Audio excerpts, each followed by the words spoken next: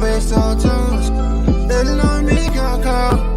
I can never make the choice. Want it, tell them I want it, I want it, I want it, I want it, I want it, I want it, I want it. Tell them I want it, I want it, I want it, I want it, I want it, want it, I want it. Tell them I want it, I want it, I want it, I want it, I want it, I want it, I want it. Tell them I want it, I want it, I want it, I want it. Yo, welcome to the How to Sell.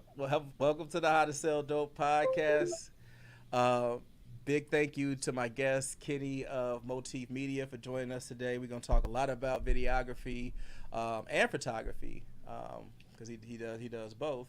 And yeah, let's get right into it, man. I think one of the main things, a very vital part to an artist's journey, is being able to have dope visuals. And I've seen a lot of dope visuals. You know, like I'll record a song here in the studio, and then, you know, a couple of weeks later, I'll see someone take that song to you, and this dope ass visual will come out. And matter of fact, you shot a video here in the studio.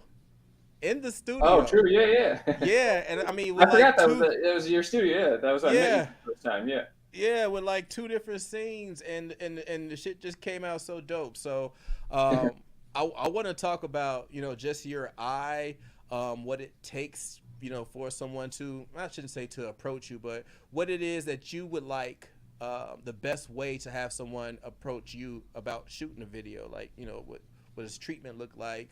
What does storyboard look like? Those type of things. But first, just give us a background how you got started. Okay, cool. Yeah, my name's Kenny. Kenny Charles is what I go for because of Google search purposes. My real name's Kenny Smith, but obviously that's impossible to find. Why Charles? Is that like your middle name? That's my middle name, yeah. Okay. So I even had to spell the Charles a little different because my name is just too generic. You can't find me online, like so. Okay. So I went with like slightly a stage name, Kenny Charles. So that's how that started. And Moteef Media, I started back in 2011, unofficially, officially about 2012, but just basically to help tell the stories of some of the up and coming artists at the time. You know, the local music video scene had just like blown up. Accessibility to cameras and editing software and all that stuff, you know, just fell into our hands around that time. It was like inexpensive, and so I had always had a dream to, you know, be a filmmaker. So I hopped on it, got a Canon T1i. Little garbage camera. Hey! Don't crap on Canons, man. But go. No. Hey, that was my I'm on mine right now. No, I love Canon. I'm just saying that camera compared to anything out now, you know what I mean? It's just like, I think it didn't even offer 60 frames per second at the time. Oh. It's like, yeah, I was using it for video, but it didn't even fully have like a video option. You know what I mean? So. But I was just like thirsty to get on anything. So, but no, definitely not bashing Canon. I'm Sony family right now, but I'm not bashing. Okay. Now I think your video is coming a little choppy on my end. Oh yeah, it did look a little choppy. But I can still hear you fine. So this is fine. So you started in 2011, 2012. And what kind of just made you want to get into it? You just wanted to just kind of show off what was going on in the city? Well, yeah, I've always wanted to be a filmmaker, and my two best friends at the time, they rap and sang, and so, you know, we needed the visual aspect to go with it too. I wanted to start vlogging and doing all of that type of stuff at the time, so I was actually working part-time at Bed Bath & Beyond and like saved up every little cent to get that Canon.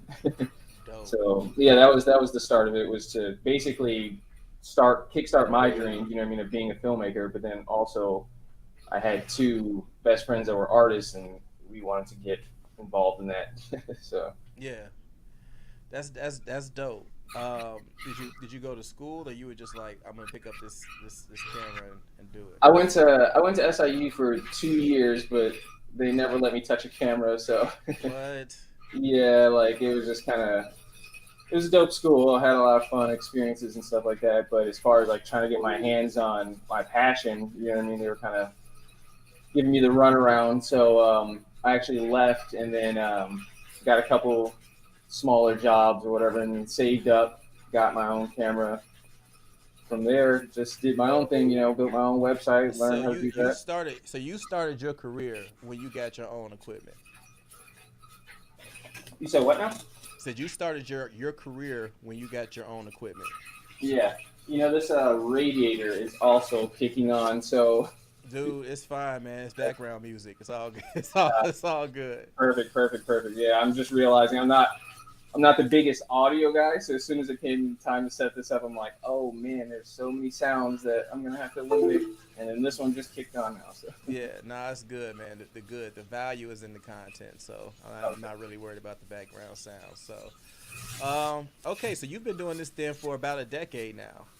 Why, Yeah, why, why Moteef Media? Like I looked up the spelling of your name, and I'm like, oh, he's playing on teeth. Is that right, or am I just making that up? no, it's a play on the word motif. Yeah. Uh, the French word motif, it means like a recurring theme, a Hmm. pattern story, and so in trying to figure out that name I wanted to create for a brand, you know what I mean, that tells people stories or like gets across that recurring theme of people's lives. You know what I mean? Motif, just that word, just always stuck with me. But then for Google search purposes, I had to switch the spelling. So you know what I mean? Yeah, but I also think when you smile, especially somebody behind the camera, you probably want to see teeth. You know what I'm saying? So Oh, I get when I motif. think of motif, it's just more teeth. Cause yeah, maybe I'm just cheesy like that. I don't know, but I, No, I thought that made sense. But yeah, man, let's get into it, man. 'Cause I think like I said, I've seen some of your work. I've personally been here to see you do work, and then I've also just seen you do other work, and I've been blown away every time. Like the quality is like second to none, and the fact that you are able to make a lot happen with a little. Like I'll go back to the video that we shot here. Um, when Ron, shout out Rondo and Tashika, or the mistress, uh, when they showed me that video, I'm like, how the hell did he turn? Because we shot it in like one corner of the room, and then yeah. there's a scene in the hallway. How did he turn that into that? So let's talk. Did you all have a storyboard for that, or was like how was that set up? No, there was no storyboard. For the majority of videos, they're usually last minute. Quick productions, you know what I mean, where I have to kind of freestyle when I get there. Like, I mean, I knew the theme that they were going to be recording in a, recording studio, but I had never seen it. There's really no pre-planning for that one. So that's when you pull out some of the tools, you know what I mean, the creative tools to kind of make stuff work, you know what I mean? Yeah, Lighting is a big thing. So, like, if you just have a couple lights, you know what I mean, you can change the depth, you can change the feel, the vibe, you can change the environment like totally. And so you actually had you were using some of the same lights I used with little RGB yeah, stick lights or whatever. So you were already yeah, kind of set up for a couple shots. So I was like, oh, perfect. yeah. That was dope. So I guess that's interesting because I know. Do you prefer to have like a storyboard? Hold on one second. Your audio just switched for some reason. Okay. Can you hear me? Yeah. Okay, so if my computer sleeps, your audio goes. Okay. Yeah. Sorry, I'm sorry, I didn't hear that question. Do you prefer to have a storyboard? I do. It makes things a lot easier to have some kind of a treatment or storyboard going into things, or some form of prep, location scouting, or you know what I mean, something like that to go in at least. But the majority of videos now, are on the fly, so you have to figure out how to turn something cinematic, you know what I mean, with what you got. So Right. But see, okay, so I also see another video that you shot with Armani. Shout out Armani No One. yeah, You did a couple of videos for him actually. yeah. And those, I don't know if you shot those in like a location, or if that was all green screen, or what have you, but I can imagine that those may have been storyboarded. Yeah, so Armani is like the utmost professional when it comes to like, I'm sure you have experience with him in the studio. You know what I mean? He's probably the most prepared client I work with. You know what I mean? So he comes with a treatment. He does his own treatment. Yeah, he'll come with the treatment, a semi storyboard. He'll already have the locations and things like that. So for the most part, Armani kind of hires me as a production crew or like DP. You know what I mean? So he's pretty much doing the directing already on his projects, and so clients kind of switch it up like that. Some people will come to me and they want me to do start to finish, treatment, storyboard, concept, everything all the way to the end.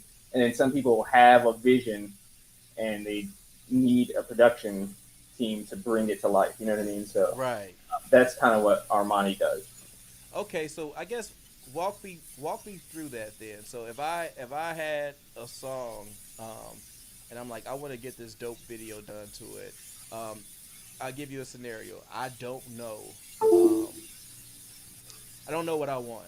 How would you help me create the treatment and the storyboard, and what would that look like? Yeah, so I do help. There are different, budgets that are involved with like how far or how in depth I'll go as far as like storyboarding and scripting and all of that stuff. Mm-hmm. But for the most part, yeah, if you have a song or something like that and it's about cars or something like that, and you're blanking on it, I'll have the artist send me the song. I'll sit on it, listen to it on repeat for a little bit, and then listen for the key messages, the key words, the key concepts, themes that they're conveying. You know what I mean? I'll also communicate with the artist. See, sometimes there's no message, but sometimes there is. Sometimes it's like an arbitrary theme. But I'll try to communicate with them to find out what's the ultimate message they're trying to convey. You know what I mean? Because sometimes songs will sound a little convoluted. You can't really tell what you're trying to get across fully. And so once I have that kind of theme, I'll hit something like Pinterest or Google and just start basically Googling some of those concepts and themes that I'm hearing. And that'll jog kind of like, the ideas that I'll start playing with in my head. And then I start thinking about some of my lighting angles and aspects that I wanted to try on my own and see how I can incorporate them. Then also going with the vibe of the song, you know what I mean? So if the song is a little bit more upbeat, probably don't want it shadowy and grungy, you know what I mean? Gritty. Right. Yeah, so it's like, it starts with me finding the message, that core theme of the song first. Okay. So and I guess if I wanted to come up with the treatment on my own before I approach you, what advice would you have for me? Similar to what I just said, basically, I would explain to them, go to Pinterest, go to Google, Google some of these like terms, that you're, Google some like concepts that you're looking for. So say like you have a story about sitting in the moonlight. I'll tell them to go to Pinterest and literally type in sitting in the moonlight. And then if you can find pictures or images, compositions, anything like that, that can help convey the message or the image that's in your mind, you know what I mean, to me, then I'll have you do that, compile it, maybe in like a Google Docs or something, whatever's easiest for them. You can text me the pictures, email them, whatever's easiest. But I usually give them that direction so that they can create a somewhat, small treatment on their own, and then I'll go elaborate. Okay. And I guess, so I said treatment and I said storyboard, and I think somewhere in my mind that those things were the same, but the more that we talk, the more I understand that these are two different things. So I guess what is the difference between a treatment? I guess is a treatment I guess the Pinterest, in this situation, the Pinterest pictures that I put together, or the Google pictures that I put together, and then the storyboard is how those things flow, right, from beginning to end. Is that correct? Yeah, pretty much. So you're basically, for like a treatment, the treatment is conveying the central theme of it. You know what I mean? It's going to be more picture heavy, but there also will be, some writing in there, like John goes to the store and is feeling depressed, you know what I mean, or something like that. But then they might have one picture for the treatment of just John looking somber or something like that. The storyboard will go in and sequence that out. So it'll take that scene, and now we're going to see exactly how John went to the store depressed. You know what I mean? We're going to go low angle, wide shot of John walking down the street with his head down. And then the next shot is like over the shoulder, you know, close up, something like that. So you break them down by, you know, sequences, or I mean, the sequence, you break it down by shots. You know what I mean? So, and I guess that just, I got so many questions about how you even get there.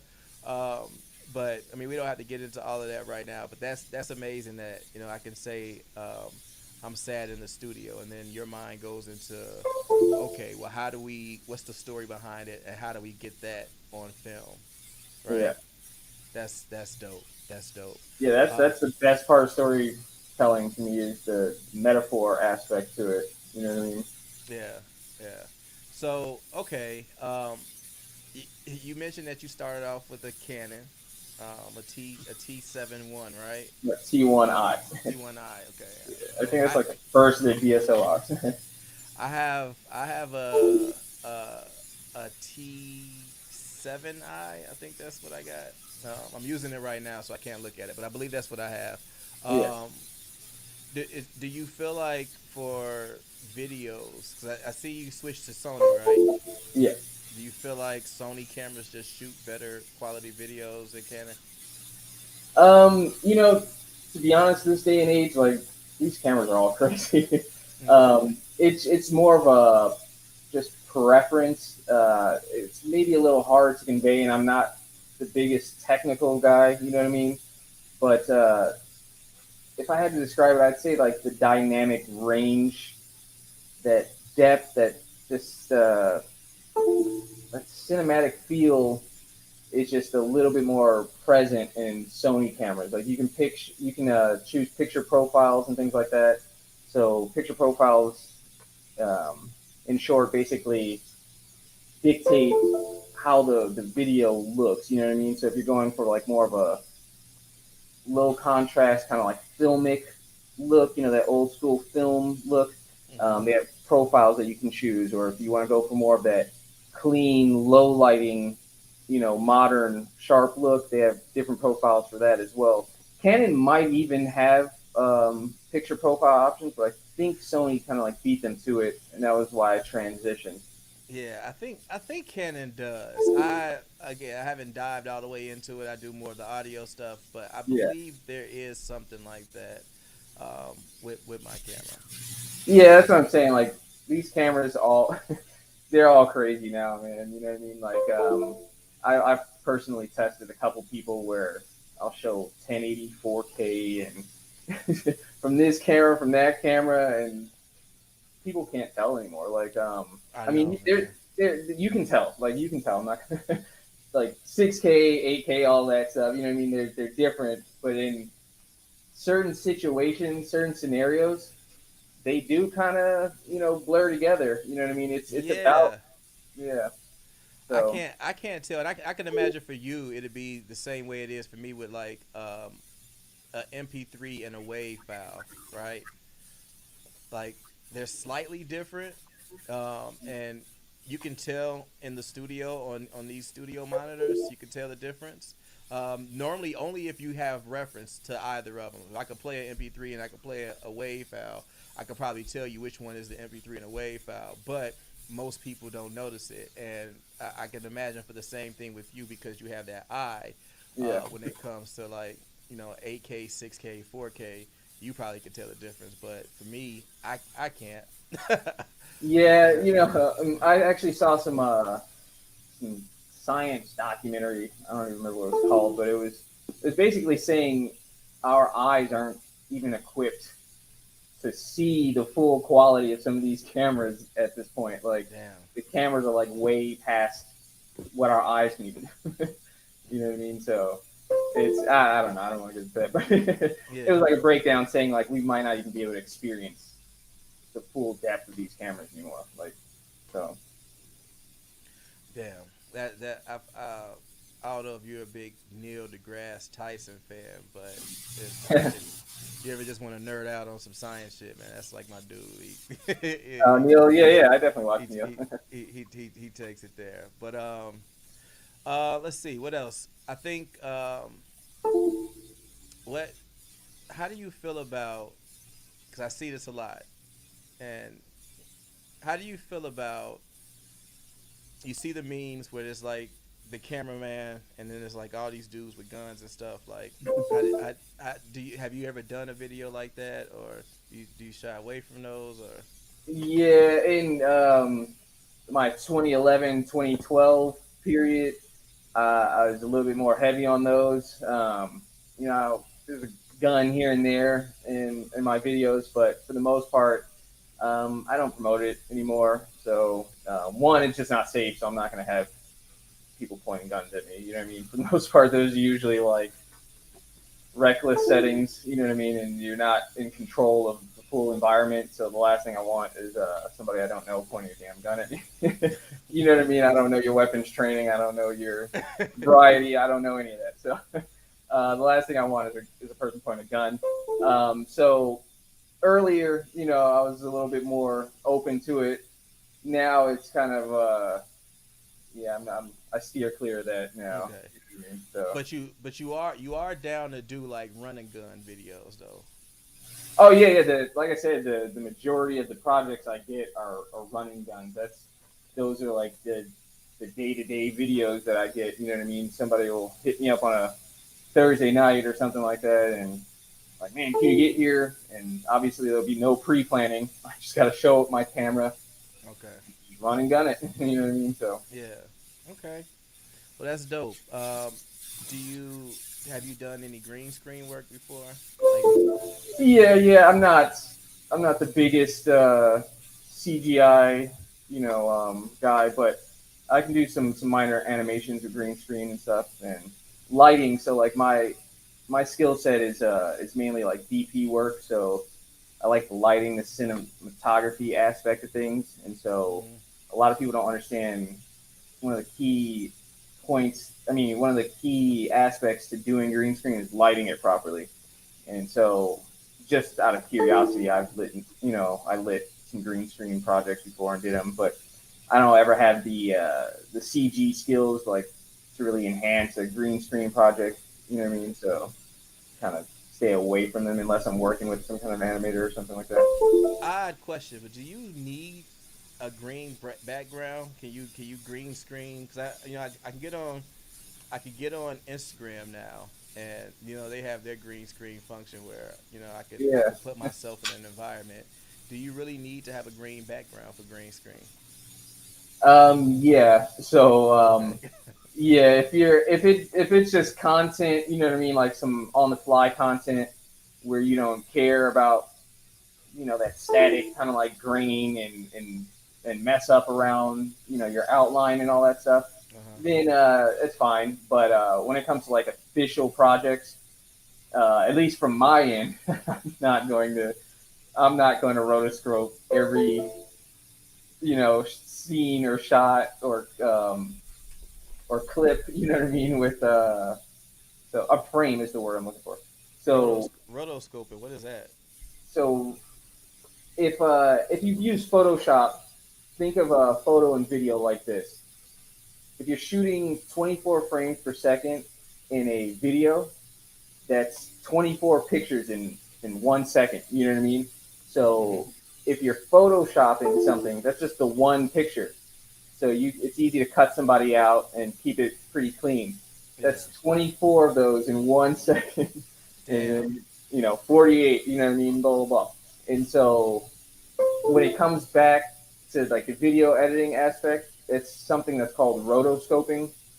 So you're going to have to hit frame by frame by frame and make sure the outline lines up with what they're trying to do, you know what I mean, and make it clean. And so that can take literal hours, days. Yeah. Okay. So that brings my next question then. So editing time. what all goes into. I mean, I can imagine there's transitions. There's all these different words, lyrics. Sometimes, like, um, how long? And I know this is probably. I hate getting asked this question as an engineer. How long does it take to mix a song? Because every song is different. But Yeah, exactly. um, I guess on an average, if there is, what can someone expect the turnaround time to be for a music video? So I make my turnaround 1 week, but it Oh, doesn't. Yeah, it doesn't take a full week. is that you just locked in for like hours on end, like just until it gets done? Cause I'm gonna chop this video up, and it's gonna take me like 3 or 4 days to like get all the clips and stuff together. You know what Uh, I'm saying? oh But I no, just no. So it takes 6 hours cumulative, roughly. You know what I mean? Depending on what project it is, it could take 2 to 6 hours cumulative to edit the video. mhm. Depending on again how small or big the project is. But my turnaround is a week because I'll be shooting that same week. I'll be prepping for another video that same week. I'll be editing a previous video that same week. You know what I mean? Or doing something. So like there's so many variables that go in. Ideally, if I can leave the shoot, get home, and sit down for the next 6 hours uninterrupted, my turnaround could be, a day. But uh, Well, look, dude, that shit's like. So you mean to tell me those videos that I've seen, the videos that I've seen, have taken you between 2 to 6 hours to edit? No oh yeah, longer.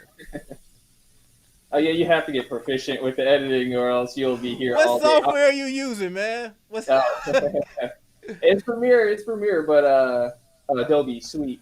Um, but yeah, I've gotten proficient in it now. You know what I mean? After having wasted so many hours, like it definitely wasn't like that in 2012. It was literal days, because I was learning on the fly.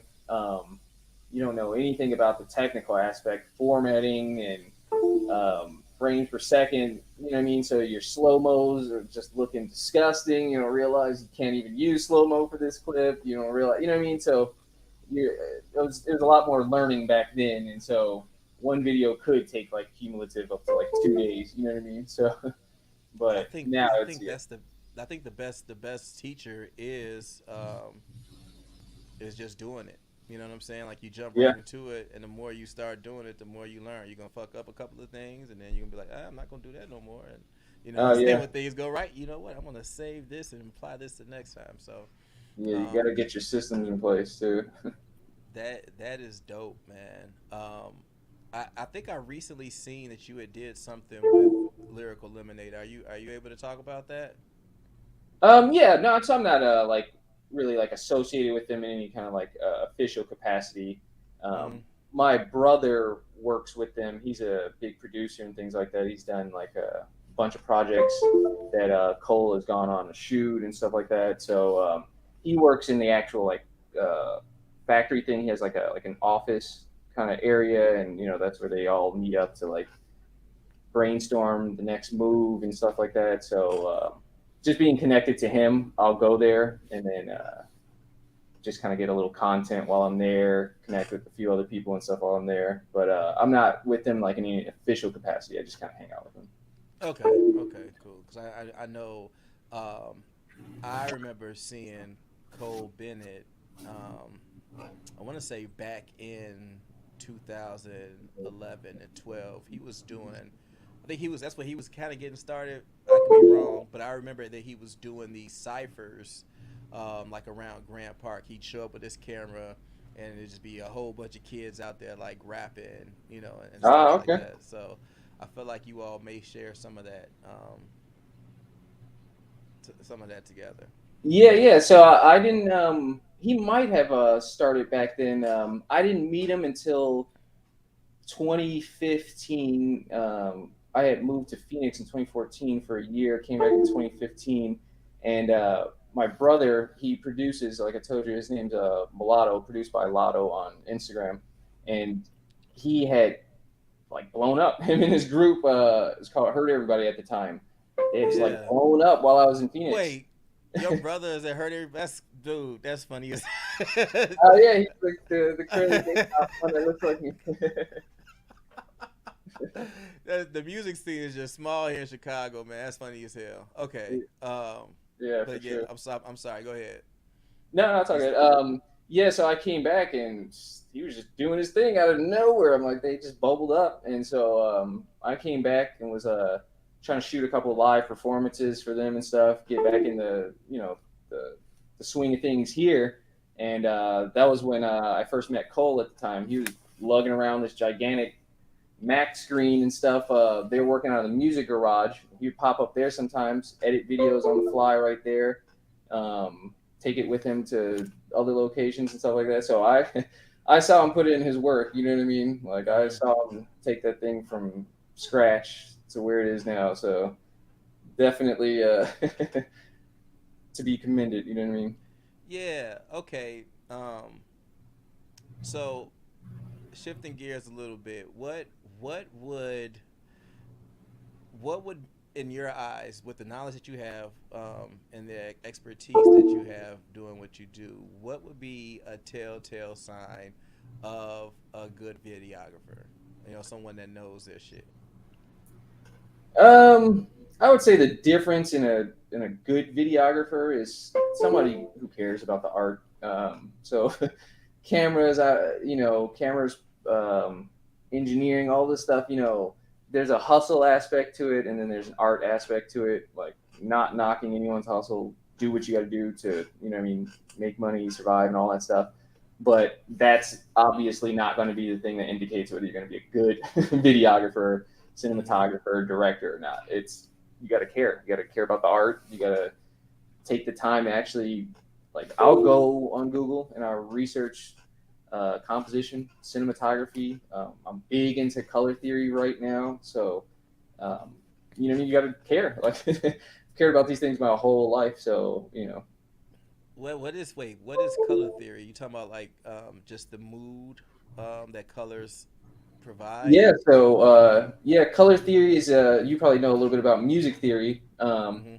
It's basically just the science behind color and what it does, like the moods it creates, like you said, the vibes and things like that. So little stuff like golds and silvers create a luxury feel. You know what I mean? Blues create like a happy kind of feel. Reds create anger and stuff like that. And then you have complementary colors, contrasting. You know what I mean?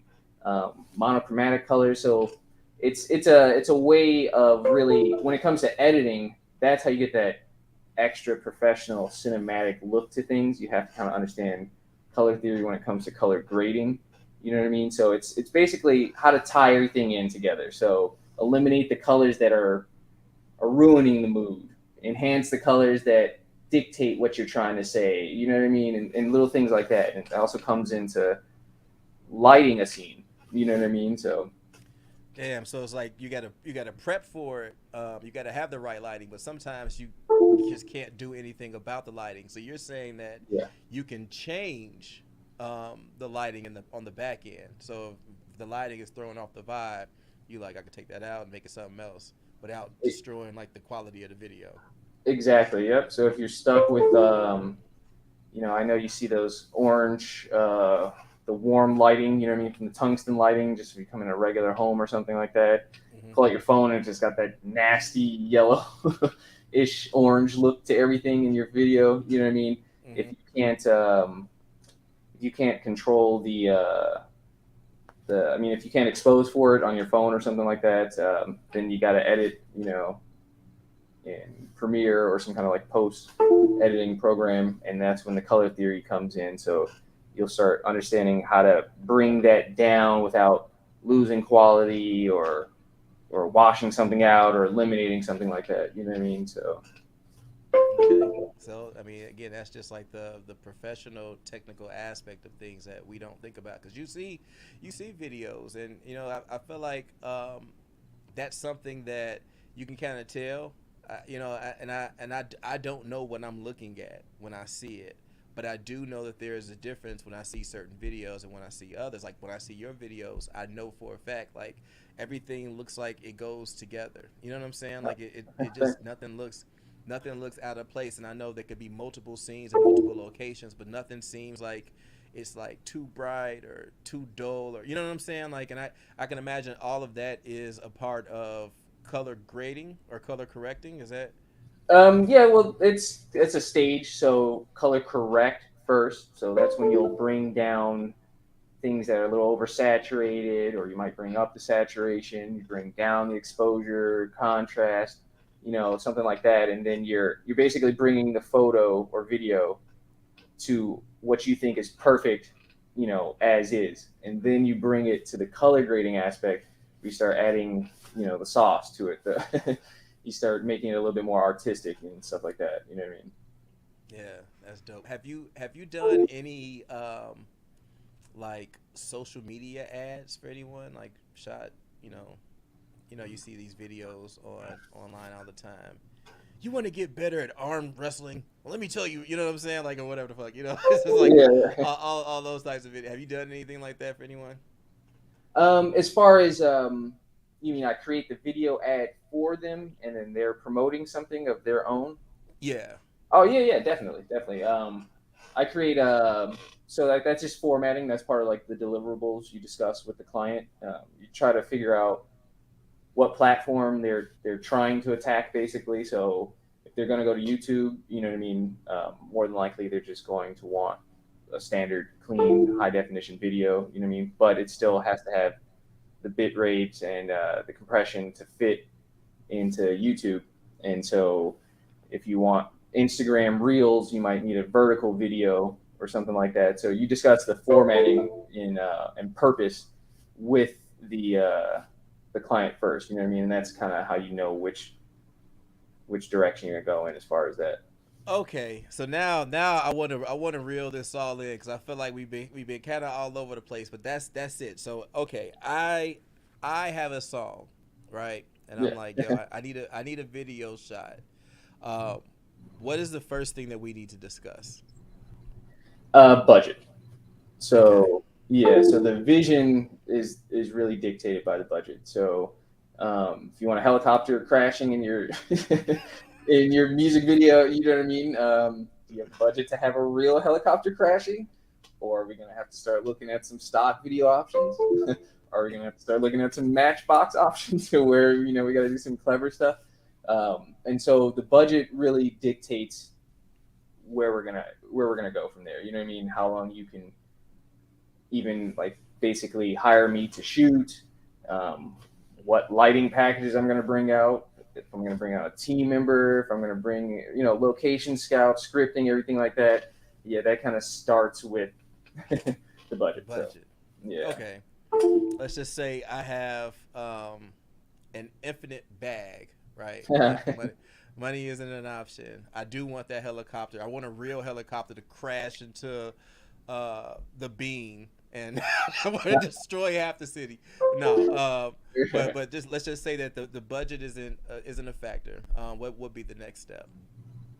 We start conceptualizing. So if you have a theme or concept, storyline, or something like that specifically that you want to convey, then we start going through the logistics of it, basically where we're going to shoot, how long we're going to shoot, who's needed, talent, actors, models, props, blah blah blah. So we'll start going like basically through the logistics of it now, and figuring out where we're going to start, what's ideal. Do we start on this day weather-wise? Do we start next week because that location's only available then? You know what I mean? So start basically breaking down the logistics of it at that point. Okay. And, who, if we're going to need to rent that helicopter, do I have do I have the resources to actually call a rental place that rents the helicopter, or will I have to reach out now, and will that person have an additional budget that they require? You know what I mean? So it's to be honest, that those two stages can kind of bounce back and forth. I was gonna say that because Yeah. it sounds like I may know. Okay, I got you But you know, said five. having a limited bag, so If okay, but if I did have a limited a yeah, limited bag, you know what I'm saying, and I like when we get to okay, this is the budget, this is what I want to spend, and then we get into the logistics of it, then there may be an opportunity for me to find more money, or you just have to back off some of the ideas at that point. Okay, so then yeah. what would the third step be? Well, after that, yeah, I have all these things actually written down. I literally have a step by step thing I pull out when I go with Oh, when a client calls or something like that. Yeah, it would be scheduling the dates. Then after we have all the logistics done, it's a matter of officially hiring me to book in the date. So I require a 50% deposit. Depends okay. on what we're doing. If you need if I'm going to have to hire some talent or studios, different things like that, the deposit will go up because a lot of these people can't wait for their money. So to hire a Mm, model, you just need to get the models their money, and they'll show up on the day, and after you yeah. do the contracts and everything like that. And yeah, so that's pretty much it. After that, you just gotta dole out where the money needs to go. So. But you'll facilitate that though. Like if I need models, if I need actors, you will make that happen for me. I don't have to call nobody. Yep. Again, yeah, that's based on the budget though. So I have resources, and if your budget entails, I can go set up everything for you. You know what I mean? I can get it to the point where you have meet me at Tuesday, 12 o'clock. This is the location. I have a storyboard ready for you. You need a stylist and all that stuff. Like I said, budget ready. All those things will be waiting for you ready. We'll plan logistics for that. Hmm. Sometimes it's easier for artists to come with some of those things already, knocked out. So like they might already have a studio for me, but then they want me to get there and create a concept. You know what I mean? Sometimes it's a little all over the place where we meet. So people come to me with half a project. People come to me with nothing, Hmm. and it will dictate where we go from there. But yeah. Have you ever planned to shoot outdoors and you get to the date and it's raining? Oh my gosh, yeah, Okay. that's the most annoying thing on the planet. Especially this year is probably the rainiest year I've ever dealt with. Like I know people who had their weddings this summer were mad as hell because so many of my shoots got rescheduled because of rain.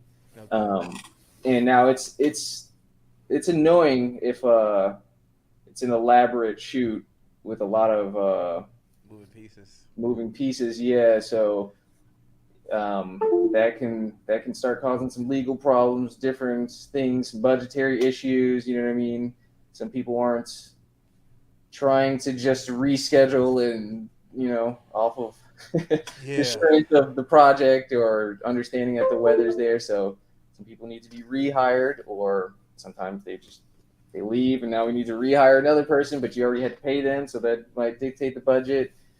Mm. So yeah, That's that's a good point. So how do you properly prepare for something like that then? Like is it just keep in mind that, bad things can happen and have like a stash in case? Is that just like the best way to go about it or yeah. So the weather is also just really unpredictable. So if it's just the summer, the heart of the summer, we're not really expecting rain when it doesn't say it's going to rain. But even then, I'll still a few days leading up to the shoot, I'll start checking the weather because you know how that is. It'll, day before, it's like, oh, what? We're getting 5 inches of snow now tomorrow. It's like it just said yesterday it was sunny. You know what I mean? yeah. So, and I've literally rescheduled shoots from something that says it's raining now to something that says it's sunny, and then the day before it flips flops again. And it's like, so you just need a contingency plan. And again, it's kind of dictated by the budget. So if they have it extra in the budget, it might be, hey, I'm gonna get on it and find us a studio. You know what I mean, to get to. Mm. Or if it's light rain, some of the equipment is weather sealed. I don't really play that game, to be honest with you. I So understand. yeah, that's a crazy setback. I'm willing to take certain cameras lenses, setups, that in a first slight drizzle. you go get that first Canon, huh? You gonna get that Canon Right. T61, whatever it is. Yeah. What was it? The T1. That's what we getting if it's raining. Yeah, exactly. And I'm bringing out the big boys, the Ari Alexa or something like that for the radio. Shout out Bessie and Armani both in the chat. Hey Bessie, Armani laughing at something we said. Oh, shout out, yeah.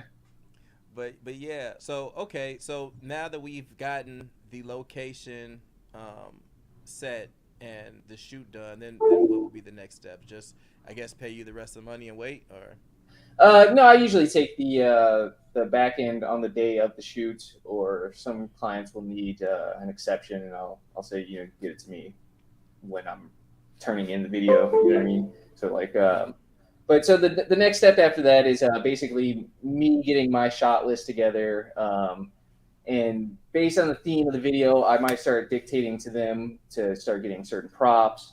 If I have ideas that they didn't think of, or I just thought of after we've already planned some stuff, I'll start shooting some text like, hey, what about getting a chain for this? Or what about getting this for that? Like we were talking about color theory concept earlier. If it's all in my hands, I might start telling them, hey, wear orange because the studio is going to be blue and we're trying to create, a contrast or something like that. And so, it's more of the logistics, getting back into logistics again, figuring out, okay, so if we're going to shoot this scene, but then we got to follow it up with this scene, how am I going to arrange the location and time, the schedule, you know what I mean? So, and then, after you have the logistics, after the deposit's paid, if you're doing contracts like that, it's more of an elaborate thing. I, recommend contract for everything. I don't do them for everything. But I recommend them for everything. I don't do it for all projects, but so you'll start getting your technicals in order and everything like that, and then it's pretty much shoot time after that. Okay. See, I have and I'm sure some people are going to hear this later and they're going to laugh, but I have a lot of music that I haven't put out, a lot of collaborations that I have not put out that I definitely would be interested in getting music videos for. Now, a lot of us are balling on a budget. Mm-hmm. Do you do anything like, if I know that I have 3 songs that I want videos for, is there like, a different price? Like a bundle deal. Yeah, a bundle. Yeah. So that I have offered them and I have done them in the past.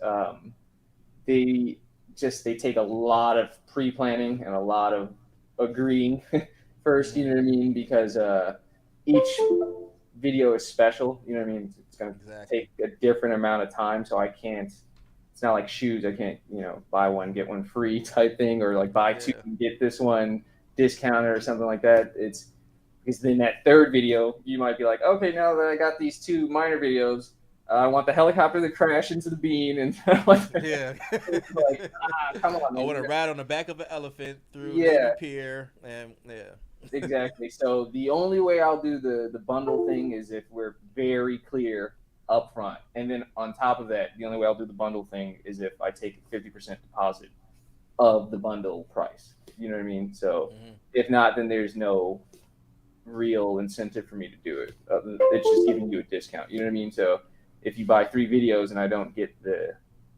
deposit, 50% of that total, then you're just kind of spacing it out as 3 cheaper videos. Right. Yeah, no, and I actually tricked myself into doing that once in the past, and I learned from it. Yeah, no, it's just there's good business and there's bad business, and I think we learn as we go. Yeah. So, okay, now in the event that I did want to shoot in a public place, like how difficult is it to get permits? Like if the summer's coming up, I want to do a video on a lake and not have it get shut down potentially. Like is that a difficult process or? The process isn't super difficult. I have all my links, in a couple different folders here, but you basically go to the city of Chicago and you request a permit for locations, and they'll start asking you about the details and things like that, and they'll either grant it to you or they won't. And the issue is just more so where you're trying to shoot. So you're trying to lock down the beam. It's a hell no. Like, I mean, if you come with that, James Cameron budget, see again, the budget dictates everything. You know what I mean? So you come to Lightfoot with that James Cameron budget, and she'll shut the beam down for you. So that's more so what it is. It's less complication, more so if you just they're going to be cool with it or not. I'm not going to lie, I don't go the permit route the majority of the time. I just kind of keep it real with the clients. Is that the budget isn't there for the work, to go get the permit and all that stuff. I just keep it real and let them know that we're going to be shooting guerrilla style. They're going to put us out of here. We're just going to have to loop back around and get another shot. I love that you're down for that, though. So you've been shooting somewhere and they've been like, nah, bro, you got to get up out of here. Oh, yeah. I just got kicked out of Navy Pier. But it's just a matter of, oh, yeah, my bad. And then you kind of slowly put your stuff away and then take it back out. You go back to it. Yeah, so there's a lot of that, CTA, you're just not going to get a permit for that and stuff like that. And so I got a few videos on the CTA, so. That's dope, yeah. man. Because, I mean, shit, man, if I could pull out my camera phone and shoot me, take a picture on the CTA or Navy Pier, I should be able to shoot a music video without a permit, too. It's kind of arbitrary. I get it. And what is the purpose of the permit? Just to, like, solidify, like, this 24 by whatever foot space that's mine for however long I set it? Is that really just the whole point of it? Yeah, pretty much. So the police can't come through and say you're on private property or blocking public property or creating some kind of nuisance or delay in flow of traffic or whatever the technical stuff is. Disturbance, probably like public disturbance, probably be the most. So they're just trying to avoid stuff like that. Like, oh, we got a couple of questions in the chat. What is the average cost looking to shoot for some tracks off the new album? So, do you want to get into pricing, or 'cause I know you said it's all about budget? Yeah, so it is. I do try to keep pricing things like that personal to the artist. Some artists are cool with smaller scale projects and things like that, and their budget might not dictate it. So depending on if we worked or something like that, I do have allowances and stuff like that. I try to put some human aspect into it and things like that. But for the most part, just being straight up, $650 is where I start for 2-hour production, and I'll bring a basic lighting kit, and it doesn't include studio or anything like that, but it includes editing, and so that's basically where I start. That's a running gun. That's one location, and you can add on from there if you need another location, if you need more time, something like that. You know what I mean? But for the most part, I'll probably go as low as 500 for the average video, with not too many moving parts, complications, or anything like that. So, and I do want to just make note for anyone who's listening. Today is Friday, January 20th of 2023. Today's price may not be next week's price, may not be next month's price, or next year's price. So just keep that in mind whenever you're hearing this. This may be different. Get it while the getting's good. I totally understand that. So have you ever had? Let's see, what was I going to ask? Damn it! This is as you get older, your memory starts to slip. I'm like, I'm surprised I haven't slipped. But I wanted to get into. He said decent bet. Yeah, I'm gonna connect. You know what? I'll connect you two on Instagram or when we get done with this podcast. Definitely. That's my boy Gil Yaniv, dope ass artist. Big shout out to him because we just did like an in studio shoot and stuff like that. But let's just say for instance, cool. Appreciate you reaching out. Yeah, so let's just say for instance for someone like me, right? Like I do podcasts. I'm now doing in studio interviews and that type of stuff, would you just take on editing? Yeah. Okay, and Yeah, then so I've compartmentalized a lot of the skill set. So if you just need me for editing, I'll do that as well. You know what I okay, mean? okay, I've had people just hire me to do directing. I've had people just hire me to do the pre-planning, get the models and just studios and everything, and then I literally had nothing to do with the project. I didn't go shoot, I didn't go do anything. So yeah, it with film production, video production, it breaks down into like different parts. You know what I mean? So pre-production and then post-production. okay, okay. Well, I think that's about it that I have. That's all the questions we've gotten. They've been answered. I guess the last thing I'll ask for an up and coming videographer, right? Someone who's just trying to figure out their lane in the local scene. What advice would you have for them? Let's see. Marketing is key.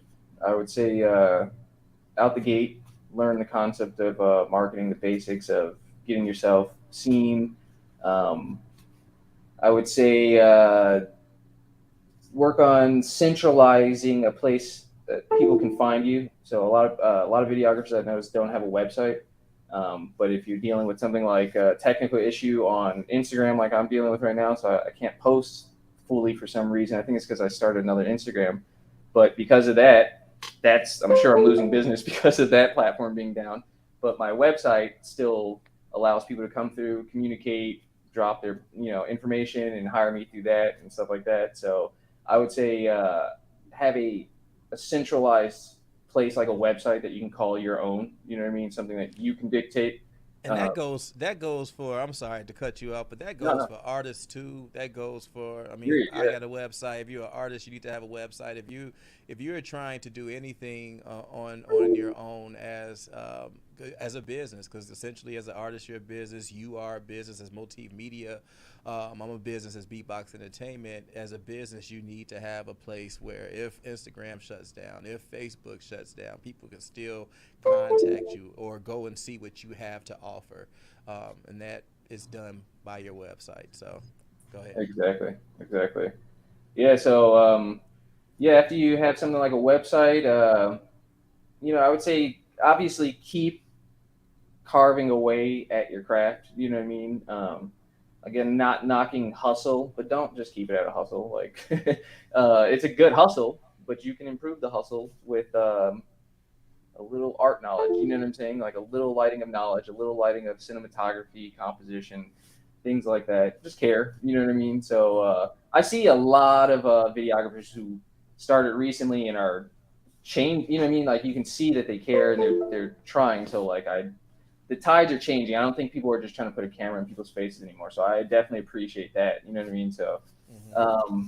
I would say, yeah, keep carving out on the on your craft.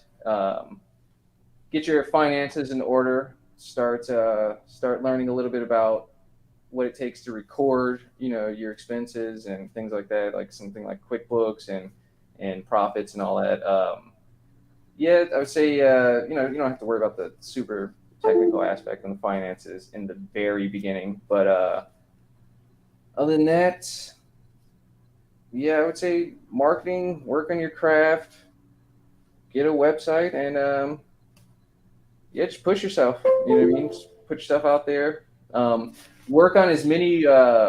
If you just started, don't make the mistake I did in trying to charge a little too soon. Um, Go out and give some free projects away. Learn some stuff real quick. Get your knowledge up. Get to a level where you can sell. You know what I mean properly. So So it's funny that you say that because I have a love hate relationship with that idea. When I first opened the studio, I remember I was like trying to give away free studio time at night, and I feel like for the month or however long it was that I was doing that, I was constantly getting blown off. Like people would like be like, "Yeah, I'm gonna be there." It's getting stood up is the right way. oh yeah, yeah, I be there. I'll be there. And then like I get to the studio and then people wouldn't show up. This is like back in 2017. I remember I talked to another engineer. He's like, "Yes, because you haven't put a price tag on it." You know. Yes. So I think. So I wouldn't. I guess yeah. There's more nuance to that. So I'm not saying basically go out and find an artist, that makes music, and then go rent the studio for him and go do all these things and let him screw you over.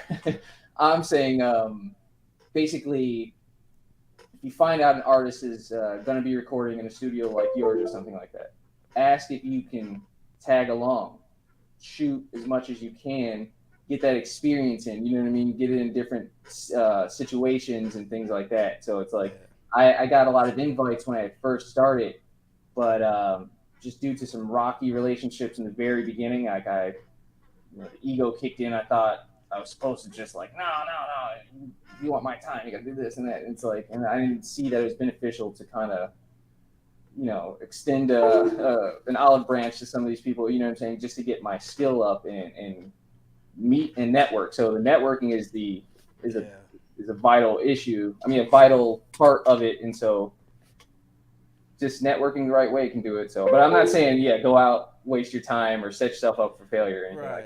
like that. But what you just said though, give an olive branch here and there. Like I think that is important, and that's something that I've learned.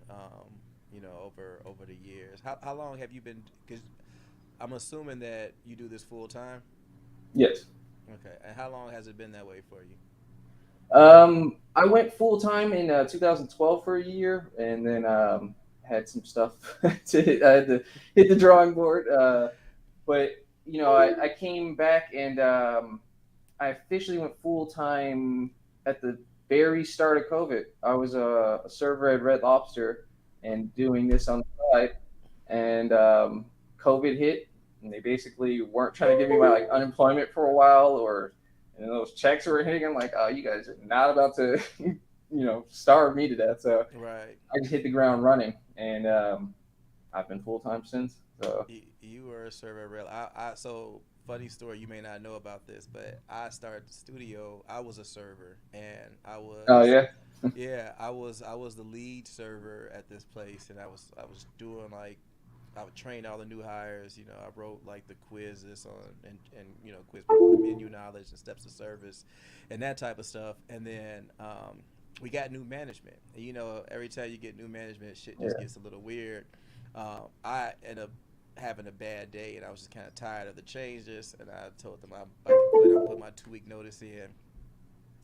Came back the next day after I calmed down. I was like, that shit I was saying yesterday, I take it back. I want to stay here for a little bit longer. And, of course, the manager who was in charge of that decision was a guy who I was not seeing eye to eye with. And he looked me dead in my face and was like, I think you should stick to your guns and quit. And for me, it was that moment that made me feel like I don't want to work for nobody else ever again, because I feel like I've gone above and beyond for this place. And for y'all to do that, granted, I know we a little hot right now, but you got to see the work. You know what I'm saying? You got to see the effort. And I also felt like if I could do that with my own business, it could be successful. So I think we kind of share that restaurant to entrepreneurship lane. Yeah. There's a lot of talent in the server industry. You know what I mean? 100%. And I kind of went down that serving path because I was tired of my schedule being dictated. I can't do a 9 to 5. I'm just not a 9 to 5 guy. Same. I needed free time. I needed something that would give me cash immediately. You know what I mean? I was always making day-to-day purchases for random props or equipment or something I was trying to do, or you know what I mean? So I was like, I can't wait for this 2 weeks type thing.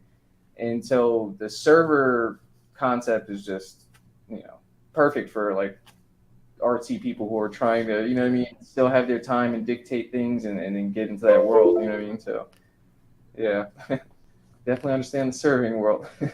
Yeah. Let's see. Yo, what up, Tragic? Tragic in the chat. Bessie said that's true. Where's what he's saying? Probably was about the olive branch thing. I don't know. I'm trying to time up the time of the content what we were talking about, or the time of the comment what we were talking about. But thank you, Bessie, for weighing in. What up, Tragic? So this is actually one of the first times that we actually have a pretty full audience, so that's dope too. If you all are Cool. interested in getting a video shot, holler at Kenny, man. Let them know how they can reach you.